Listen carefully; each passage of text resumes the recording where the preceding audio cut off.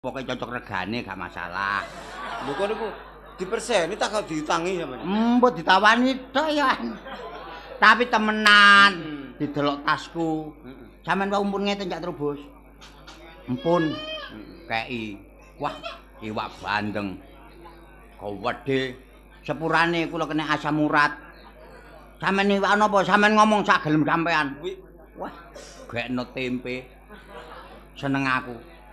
Tempe tak goreng garing, sambel mawon, tempe ambek sambel. Muluk tek tak. Apa? Kerikil. Aduh. Mamulut ta mamulut. Nek kate mangan apa-apa kudu kontrol dhisik. Kontrol apa njero tempe kok dikontrol. Jerone tempe ana kerikil dhisik. Dicuwil kesuwen. Dane pernah apa sih? Misanan. Loh, masa? Berarti dulure bapakmu. Dari sapa kon? Wong bapakku kelahiran Deli kene Balong Panggang kok dulur iki lho. Lah kok misanan? Ya jek kepethuk pisan iki mang lho, Dut. Alah. Kepethuk pisan alhamdulillah teko kono wis kepethuk ambek dulur-dulur Hansip. Heeh. Cak Terobos nggih. Heeh. Dungaren sore pun teko. Langsung kerutuk. Ya ampun, Trubus omonge akeh karo kentut nek ngene kene padha dene. Ngene kok jaring aku setia kawan. Lah ya apa? Aku nek gak setia kawan delon iki mangan kate nguras nggone embong kono.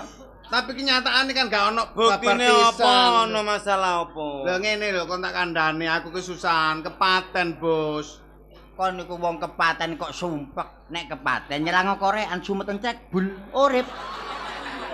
Kepaten apa iku? Kepaten obor taro kok. Ah, bodoh kon niku. Mbahku mati, Bos, sore mang. Heh, Mbahku sore mang mati. gak ngandel.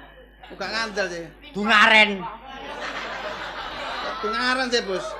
Biasae gak tau matek ngono, Mat. Aku nek ngomong mbek Trubus iku kudu moro tangan aku. Anjane biasae gak tau matek kok matek sih. Wong ngono waya mati yo mati masih kon meneh nek waya mati yo mati. Mati lah mau pisan iku sih, Bos. Oh mati pisan tok. Iya. Nek ngono sepurane ae, Mat. Oh, niku berduka cita. Ucapkan innalillahi wa inna ilaihi rajiun. Ya wis alhamdulillah. Mosok alhamdulillah. Arek iki lho Aku alhamdulillah. Goblok, wong nek kepaten iku tangga-tangga nyelawat nggo beras iki beras larang goblok.